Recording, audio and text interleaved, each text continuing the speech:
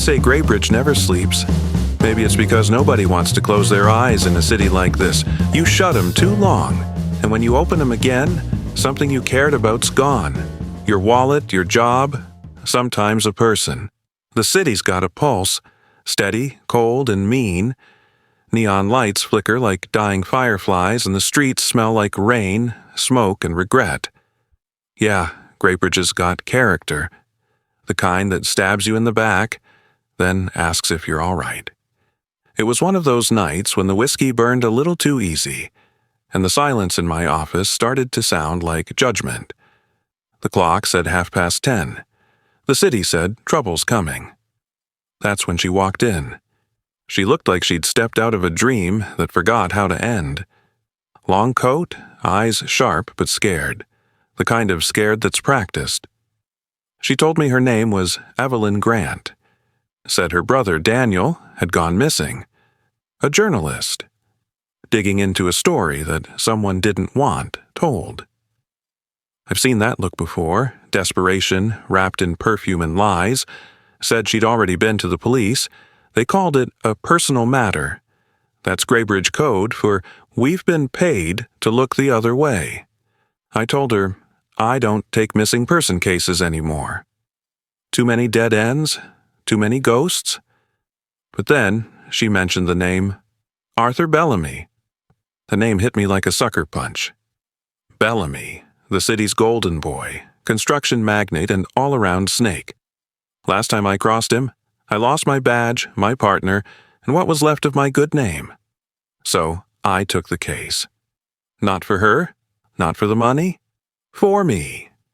Because in a city like this, revenge is the only thing that still pays interest. When she left, I poured another drink and stared out the window. Greybridge was out there, shining like a broken promise. I didn't know it yet, but I was already knee-deep in it. And this time there wasn't going to be anyone left to pull me out.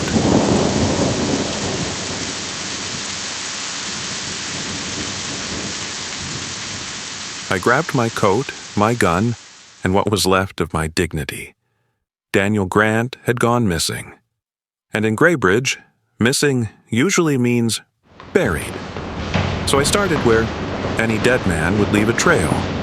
His apartment.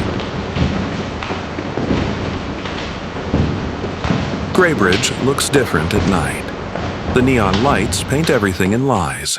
Red for love, blue for pain, yellow for the kind of trouble you don't see coming.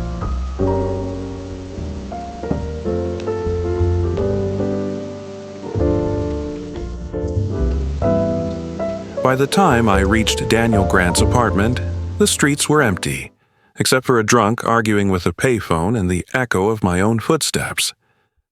The building was one of those half-forgotten tenements, once built for dock workers, now home to ghosts, rats, and the people trying not to become either. I pushed the door open. Didn't even need to pick the lock. Someone had already done that for me. Inside, the air smelled like dust and fear. There was a broken lamp on the floor, a coffee mug turned to shards, the kind of scene that tells you whoever left here didn't plan to. I moved slow, careful, each step creaking like the floorboards were whispering secrets. Daniel's desk was a mess. Papers, photos, half-burned notes about something called the Greybridge Development Project. Some of it was gibberish, codes, initials, numbers, but one name stood out like a fresh bruise. Arthur Bellamy. The man was everywhere in this city. Construction, politics, real estate, and rumors of bodies buried under every foundation he built. Daniel must have found something worth killing for. In the corner of the desk, I spotted a matchbox, the Blue Canary. I used to know that place. Too well. A jazz club on the south end of Harbor Street. I used to drink there, back when I thought the city could still be saved. I slipped the matchbox into my coat pocket. That's when I noticed the sound. Faint, rhythmic, water dripping. Only it wasn't from the ceiling. I followed it to the bathroom. The sink was running, slowly filling with dark water. But the color wasn't from rust. Blood. Old enough to turn brown, new enough to smell like metal. No body, though. Whoever bled here either walked out or got carried. There was one more thing. A camera, busted but not dead. Film still inside. I pocketed it. Might tell me more later if I could find a dark room that didn't ask questions. I took one last look around. A framed photo of Daniel and Evelyn, smiling, young, full of hope. That was before Greybridge got its hands on them. Nobody stays clean here, not for long.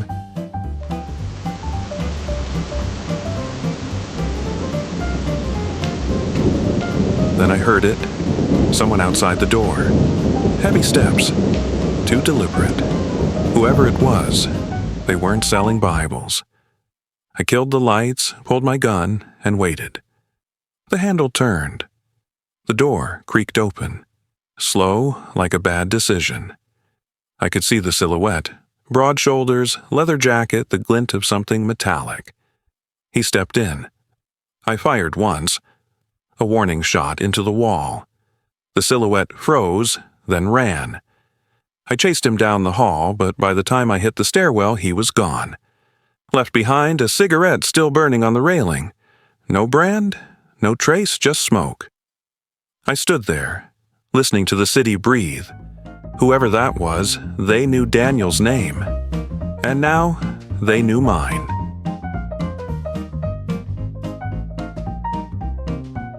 I went back to my car. The rain hadn't let up. If anything, it was worse.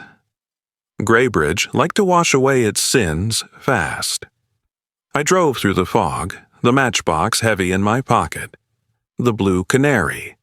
If Daniel was chasing something dangerous, that's where the trail started.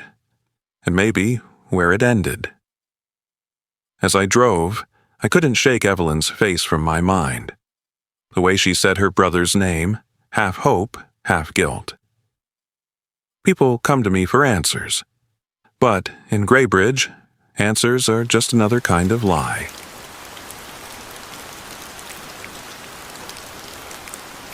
I took a drag, stared out the windshield. The Blue Canary's neon sign was waiting for me up ahead, buzzing like an electric heartbeat in the dark. And just like that, I was back where it all began. The Blue Canary. Place hasn't changed much. Still smells like cigarette smoke, cheap gin, and bad decisions. The sign outside flickers like it's trying to forget its own name. Inside, the air is thick, the kind of thick you don't breathe, you just swallow. They say every man's got a place he shouldn't go back to. For me, this was it. I hadn't stepped foot in the Canary since before I lost my badge. Back then, I used to sit at the corner booth, pretending I had a future. Now, I was just another ghost passing through the smoke. I pushed through the door. The music hit me first. Soft, slow, a little off-key, like the band was trying to remember a song they once believed in. Then I saw her.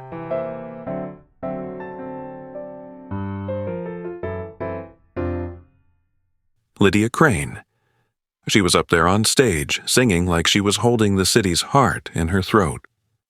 Eyes closed, voice like silk over scars. Time hadn't touched her, but Greybridge had. You could see it in the way she held the mic. Like it was the only thing keeping her standing. I stood there for a minute, just listening. Every note pulled me back to the nights we used to share. The laughter, the lies, the way she'd kiss me like she was stealing something. When she finished her set, she saw me. Didn't say a word, just stared like she was seeing a ghost she wasn't sure she'd buried properly.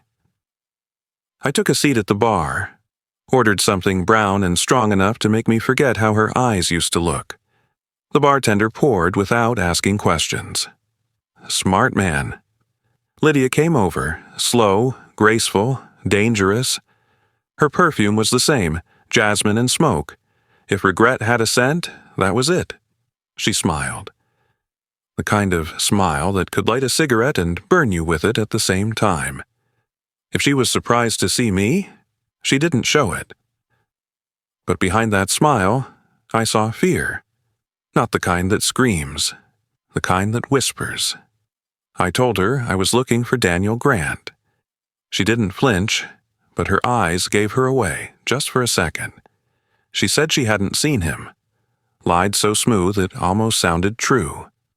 Then she leaned in close and said, "Vince, some stones are better left unturned." Her voice was low, trembling just enough to sound real. I'd heard that line before, from people who didn't live long enough to say anything else. I finished my drink, left a tip that wasn't worth the trouble I was about to find. As I turned to go, she caught my arm, said, "Whatever you're chasing, don't let it catch you." Then she walked away. Stage lights followed her like she owned them. Maybe she did.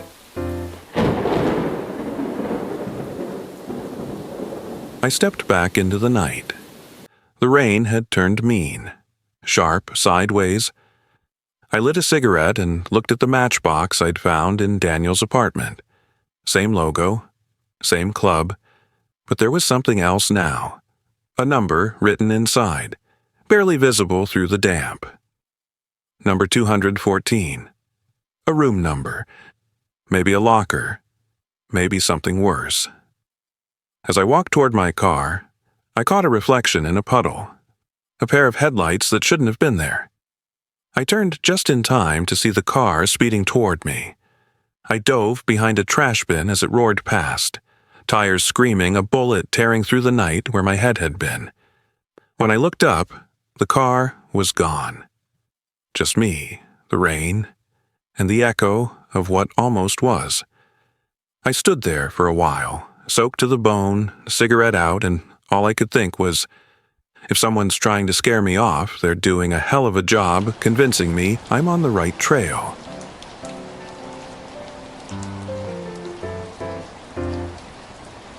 Lydia was hiding something. The Blue Canary was more than a club, and Daniel Grant, dead or alive, had dug too deep into the wrong man's secrets. I pulled my collar up and started walking into the storm.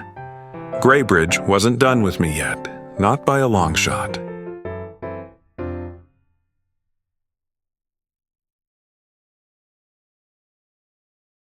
By morning, Greybridge looked the same as it always did. Tired, wet, pretending it didn't have blood under its nails. The Blue Canary hadn't given me much, just a name, a number, and a near miss with a bullet. It wasn't enough to solve a case, but it was enough to know I was getting close. Close to something ugly. I needed information, and there was only one man left in the department who still picked up when I called. Detective Jack Harris. We used to share a desk, back before I learned the hard way that truth doesn't make friends in this city. He stayed on the force. I didn't. Maybe that made him smarter, or maybe just slower to give up. I found him at a diner off 14th and Monroe, the kind of place where the coffee's burnt, the eggs are rubber, and the regulars don't ask names. I took a booth by the window and waited. Didn't take long. He walked in wearing the same wrinkled trench coat, same tired eyes. The badge might still shine, but the man wearing it was as worn out as the rest of us. He didn't smile when he saw me. Didn't need to. With old cops, silence says more than words ever could. He sat down across from me, ordered black coffee, and didn't ask why I'd called. He already knew. Word travels fast in this city, especially when bullets start flying in the South End. I told him I was looking into Daniel Grant's disappearance. He stirred his coffee like it was a grave he didn't want to dig. Said the department had written it off as a domestic issue. That was code, and I knew it. Same kind they used when they wanted a case buried. I asked him straight, was Bellamy behind it? He didn't answer. Just looked out the window and muttered, "Don't ask questions you don't want the answers to." That's how I knew. He slid me an old case file under the table. Didn't even look at me while doing it. Said he never gave it to me, and if anyone asked, we hadn't spoken in years. Then he left, didn't finish his coffee, didn't say goodbye. Guess in Greybridge, Friendship's just another crime scene that never gets cleaned up.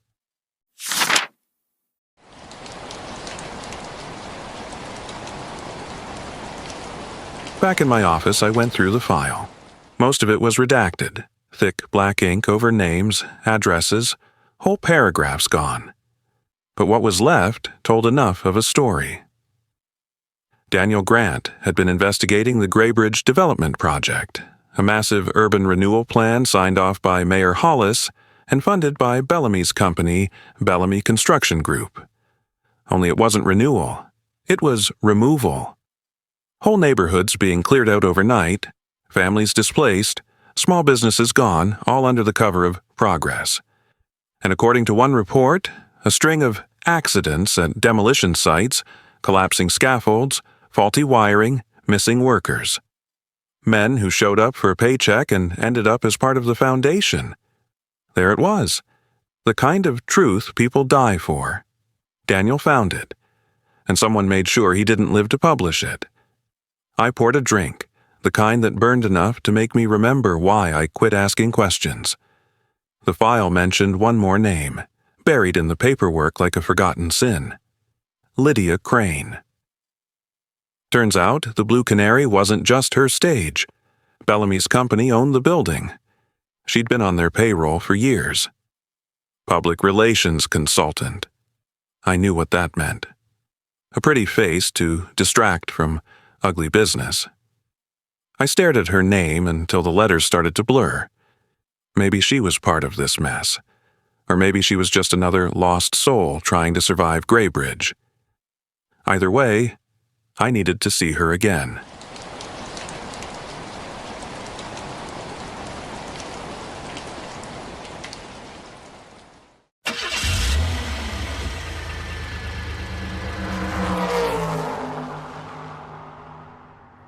Before I could finish the drink, the phone rang.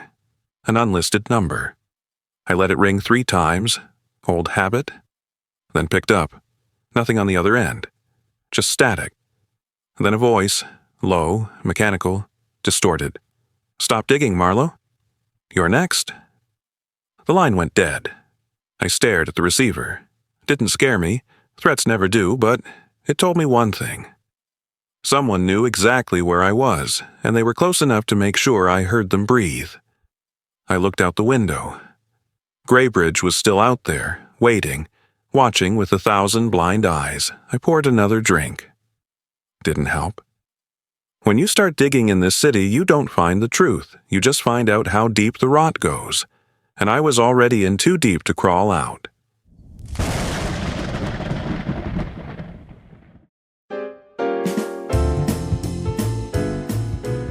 Next stop, the docks. Bellamy's name kept showing up there, and I had a feeling that's where Daniel Grant's ghost was waiting for me.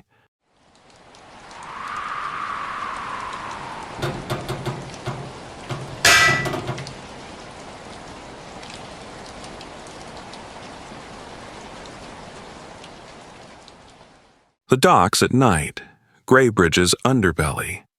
If the city has a conscience, this is where it dumps the body. Freight cranes groan in the fog. Chains rattle like ghosts dragging their regrets. Every sound out here has teeth. I parked 3 blocks back and walked the rest. Too quiet for comfort, too wet for luck. Bellamy's name had come up one too many times, and this is where his deals went to wash off their fingerprints. I kept to the shadows.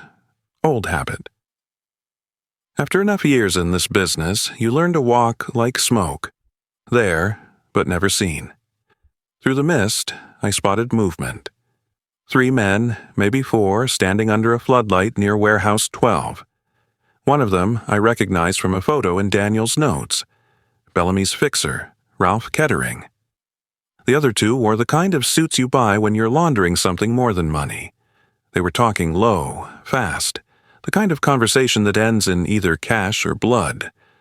A truck idled nearby, back doors open, crates stacked like coffins. The label said, "Construction Materials." Sure, if concrete now bled and begged for mercy. I eased closer, hiding behind a stack of shipping pallets slick with oil. Couldn't make out every word, but I caught enough.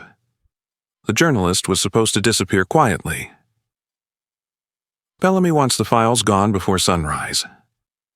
Russo's getting nervous, says the press is sniffing around.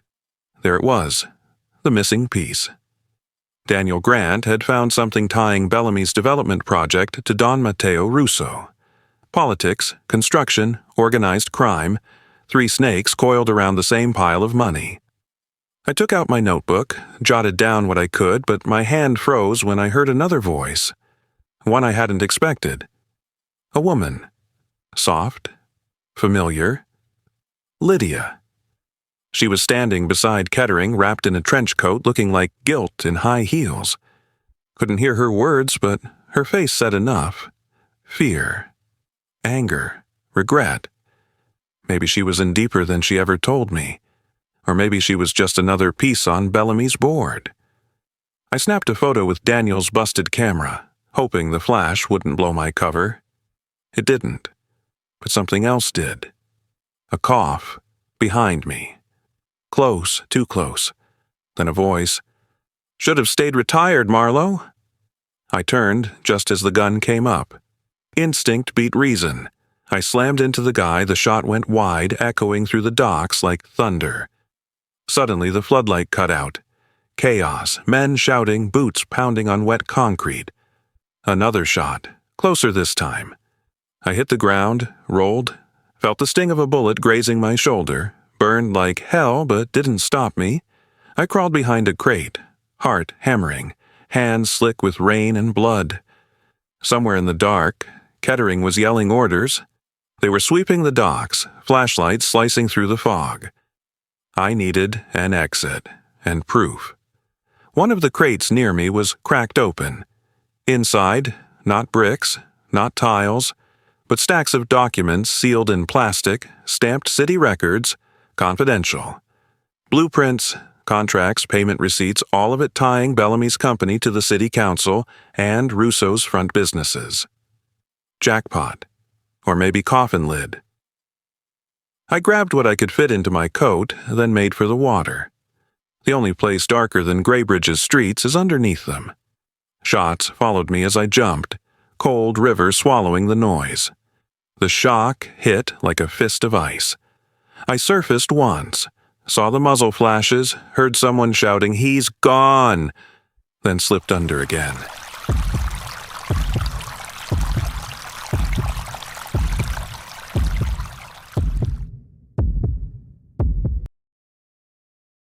When I finally crawled out onto the opposite bank, I was half dead, half frozen, but I still had the papers. And that meant I still had a reason to keep breathing. I sat there, coughing river water, watching the docks through the fog. The men were gone. Only the floodlight burned again, swinging in the wind, lighting up nothing but the truth left behind.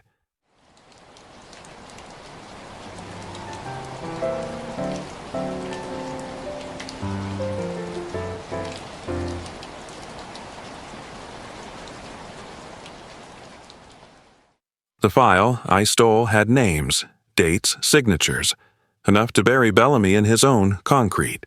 But first, I needed to see what Daniel had really found. If the rumors were right, the development project wasn't about rebuilding Greybridge. It was about erasing it. And somewhere in that mess, Lydia Crane was standing on both sides of the line, and maybe didn't even know which side she'd die on. I tore a piece of my shirt to wrap the wound, lit the last dry cigarette I had, and started limping toward the city lights. Greybridge shimmered on the horizon, beautiful and rotten. And me, I was heading straight back into its heart.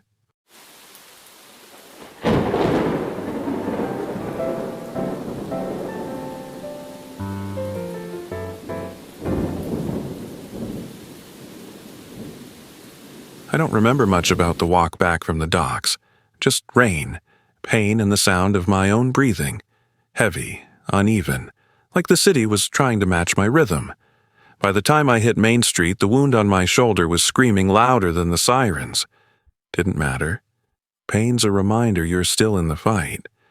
I needed a place to hide, patch up, and think. There weren't many doors left in Greybridge that would open for me. But there was one. Lydia Crane lived above the Blue Canary, in a little apartment that smelled like cigarette ash and old perfume. It used to smell like us, back when we still believed in happy endings. I knocked once, and she answered. No surprise in her eyes, just that same tired sadness, the kind that comes from knowing too many good men who didn't make it home. She saw the blood before I said a word. Didn't ask how it happened. She'd learned not to. Instead, she just said, "Sit down," and started tearing a sheet to make a bandage. She worked in silence, hands steady, eyes somewhere else. I watched her, the way her hair fell loose around her shoulders, the way she avoided looking at me for too long. I wanted to say something, anything. Ask her why she was at the docks, why she was talking to Bellamy's men. But words felt too heavy, and lies were already thick in the room. So I let the silence talk for us. When she finished, she poured 2 drinks, handed me one without meeting my eyes. The glass was shaking a little. Hers, not mine. She finally spoke, said the city hadn't changed, said the Blue Canary still filled up every night with lost souls pretending to be found. Then she asked if I was still pretending too. I told her no. I stopped pretending the day they took my badge, the day Bellamy turned me from a cop into a ghost with a drinking problem. That made her laugh. Short, bitter, real. She said, "You always had a way of making damnation sound poetic." I didn't answer. I just pulled the file from my coat, the one I'd stolen from the docks, and dropped it on the table. Her face drained of color. She looked at the folder like it might explode. I told her what I saw. Bellamy's deals, Russo's money, Daniel's investigation. And then I told her about the photos, the ones showing her at the docks. The silence that followed could have buried a city. Finally, she said it. I didn't have a choice. That's the oldest line in Greybridge. Nobody ever does, until it's too late. She said Bellamy owned the Canary. He paid her to keep an eye on his men to make sure no one talked to the wrong people. And when Daniel started sniffing around, she tried to warn him. Too late. She said they took him. Beat him. Maybe worse. She didn't know if he was still alive. I wanted to believe her. God help me, I did. But trust is a currency that doesn't hold value in this town anymore. Still, her voice cracked when she said his name. That wasn't acting. And I'd seen enough liars to know the difference between guilt and grief. I told her I'd find him. She said if I did, I'd end up next to him. I said I'd take that bet. She didn't smile.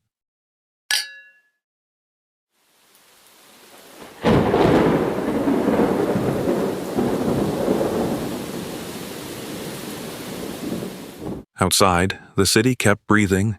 Slow, heavy, dangerous. Somewhere out there, Daniel was either dead or waiting to be, and Bellamy was sitting in some high-rise, counting the bodies like loose change. I took the folder back, thanked Lydia for the bandage. She said, "You can't save everyone, Vince."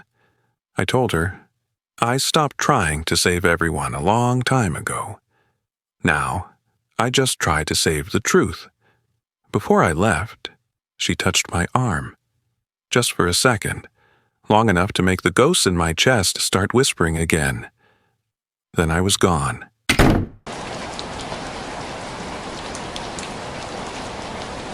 The streets were darker than before. Maybe it was just me. The truth had weight now, heavy, dangerous, and bleeding through my coat pocket. Bellamy, Russo, Lydia, Daniel, all strings on the same noose, and I was the idiot holding the rope. I needed answers. Real ones. And there was only one man in Greybridge who might have them, the devil who ran the city's underground. Don Matteo Russo. I turned my collar up, lit a cigarette with a shaking hand, and walked into the storm. Because in Greybridge, when you dance with the devil, you don't lead.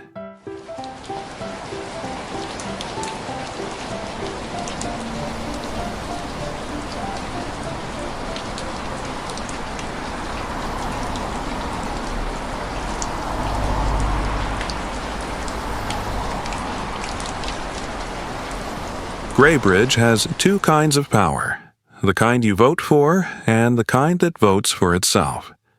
Don Matteo Russo belonged to the second kind, the kind that didn't need headlines or handshakes, just a word and a few bodies to make sure that word meant something.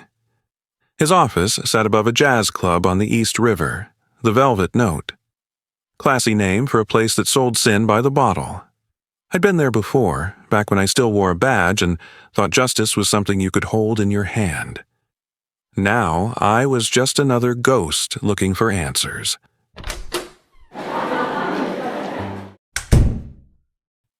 The place was quiet upstairs. Carpets thick enough to bury secrets. Smoke curling around chandeliers like it had nowhere better to go. Two men in suits stood by the door. Didn't need to ask my name, they already knew it. One checked me for a gun. I let him. I had one, but not where he was looking. They led me into the main office. And there he was, Matteo Russo. White hair, perfect suit, smile like a knife polished clean. He sat behind a desk the size of a coffin, a glass of red wine in his hand, and the city lights burning behind him like a halo for the damned. He didn't stand. Didn't have to. Men like Russo make the room stand for them. He looked at me and said, "Vincent Marlowe." "Thought you were dead," I told him. "Give it time." He smiled, slow, patient, like a man who's already decided how the story ends. Offered me a drink. I said no. He poured one anyway. We talked small at first, the kind of conversation that wears a polite face but keeps a knife in its pocket.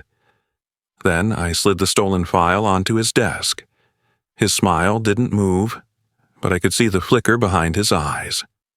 I told him what I knew, the development project, Bellamy's contracts, the missing journalist.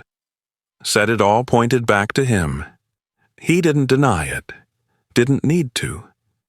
Men like Russo don't waste breath on denial. They just decide what you'll believe when you're found. He leaned forward, folded his hands, said, "You think I killed your reporter?" I told him I didn't think. I knew. He laughed. Soft. Almost kind. Then he said something that made the whole room colder. "I didn't kill Daniel Grant." Bellamy did.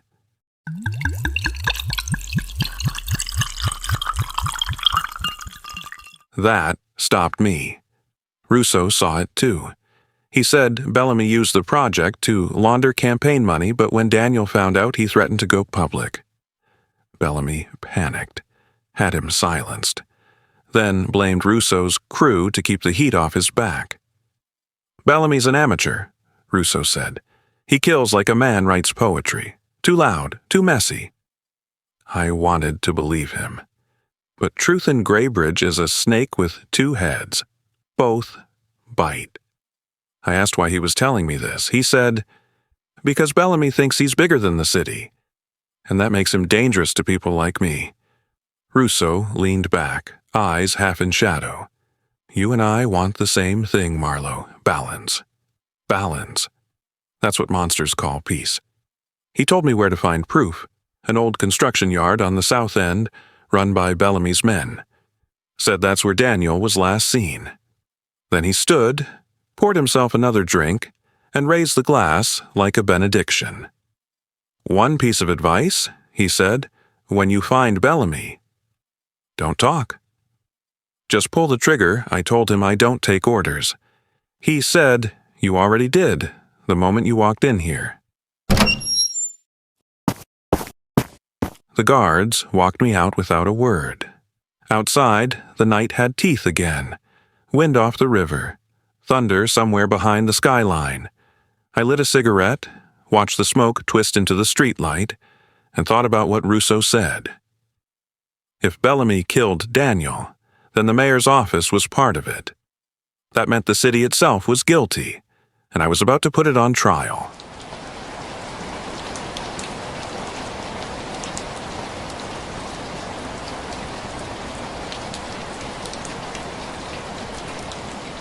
I walked toward the south end, coat collar up, gun heavy against my ribs.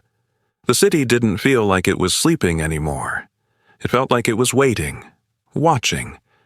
And somewhere out there, Bellamy was waiting too.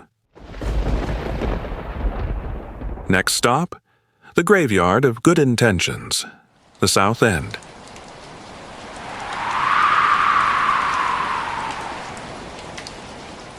The South End was a graveyard. Not the kind with headstones, but with half-built towers and promises that never saw daylight. Bellamy called it the Renewal District. The papers called it Progress. But progress doesn't bleed this much concrete. The place was deserted, except for the wind and a few cranes creaking like dying animals. Every shadow looked like a memory. Every puddle looked like something worth forgetting. Russo's tip led me to Lot 47, a fenced-off section near the river. Guard shack still lit, even though no guard was in sight. I slipped through a gap in the wire and moved slow. The ground was soft, muddy, the kind of mud that remembers what you step in.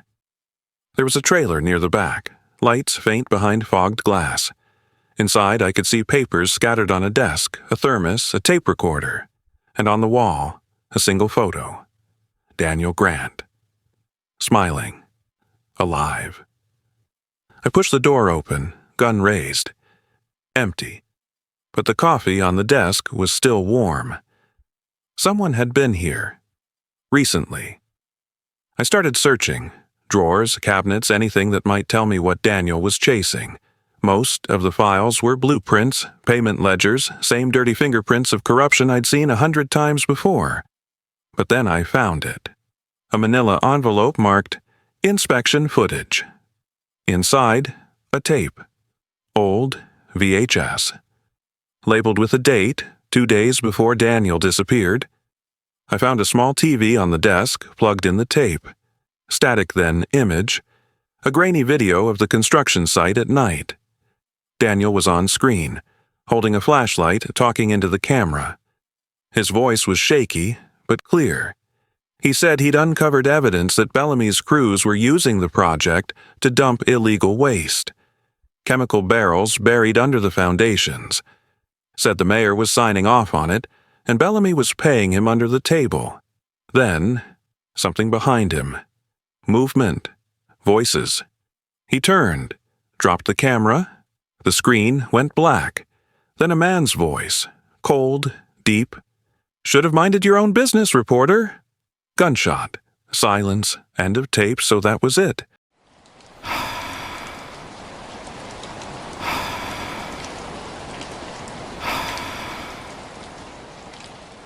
Daniel wasn't missing. He was buried. Probably under my feet.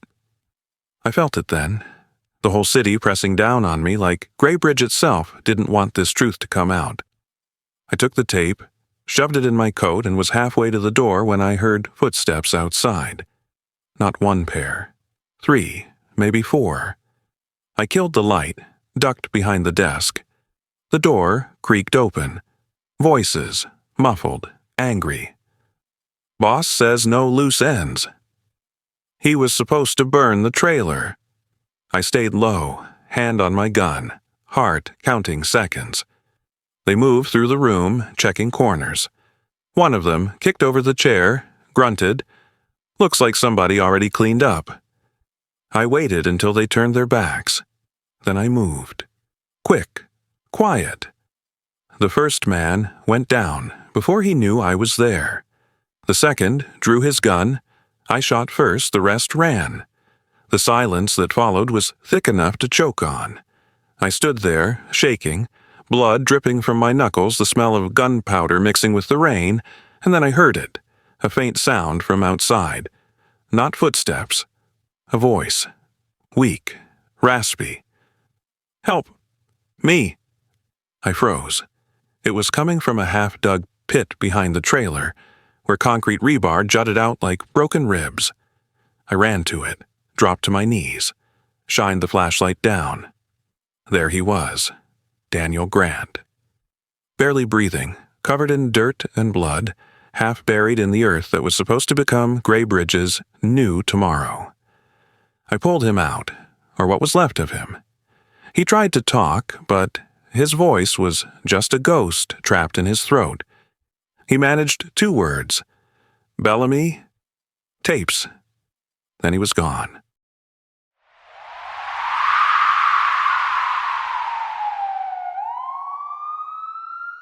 I sat there in the mud, holding a dead man's hand, and realized the truth was bigger than I thought. Bigger than the city.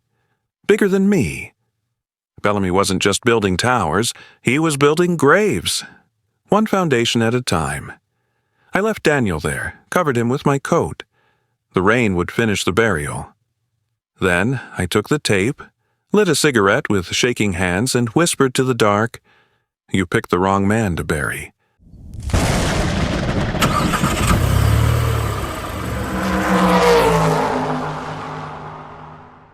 I had enough evidence now to bring the city to its knees, if I could live long enough to tell it. Next stop, City Hall. Bellamy's office.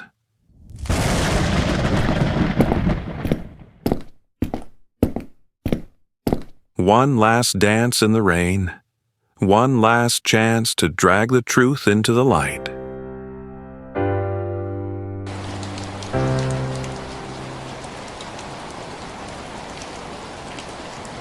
City Hall looked different in the rain. The stone gleamed like polished bone. The flags flapped in the storm like they were trying to fly away. And somewhere inside, the devil wore a silk tie and a clean conscience. Bellamy's office was on the top floor, same place where he signed his dirty contracts and smiled for the cameras. I'd seen that smile too many times on the front page. Now I wanted to see what it looked like up close. The guards downstairs didn't stop me. Maybe they knew my face. Maybe they just didn't care anymore. In Greybridge, money talks, but fear gets the last word. The elevator creaked all the way up, each floor a little heavier than the last. When the doors opened, I stepped out into silence. Bellamy's secretary was gone. The lights were dim. Just me and the echo of a storm outside.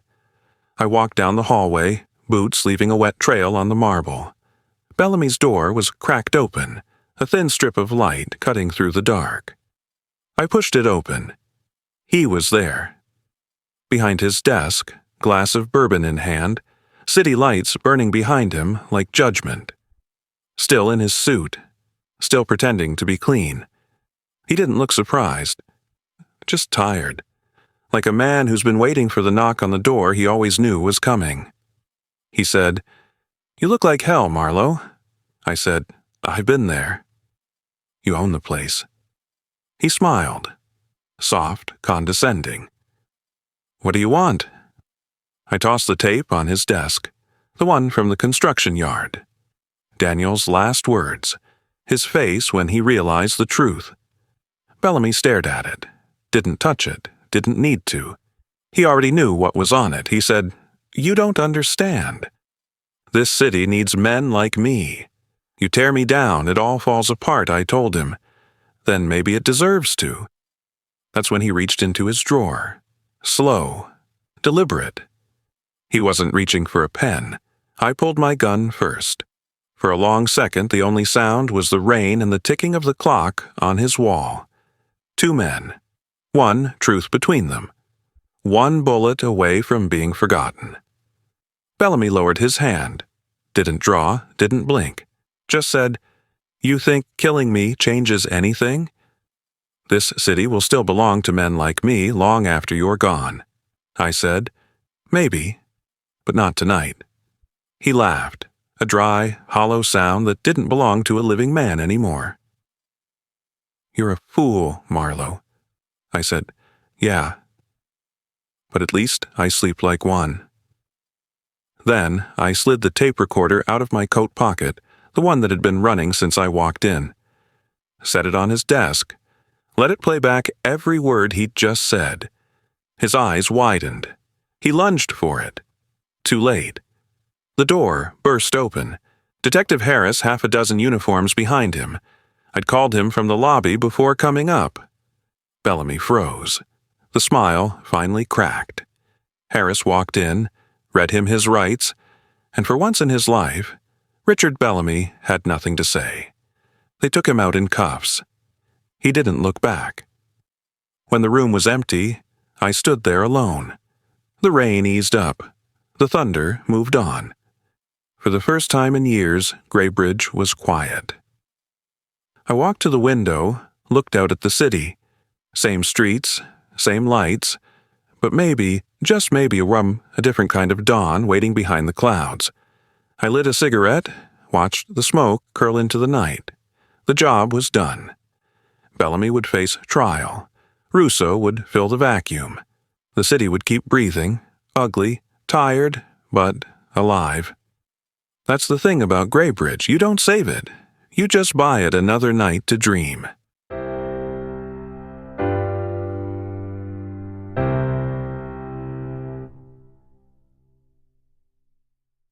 I turned off the light, grabbed my coat, and headed for the door. Outside, Lydia was waiting, umbrella in hand, eyes red but smiling. She said, "You did it." I said, "No." I just turned on the light. The darkness did the rest. We walked down the marble steps together, rain washing the blood off my hands. I didn't know where we were going, maybe nowhere, but for the first time in a long time, the city didn't feel like it wanted to eat me alive.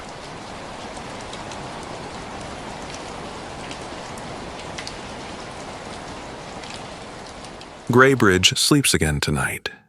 And me, I'll let it. 'Cause every man's got his shadow, and mine finally found the light.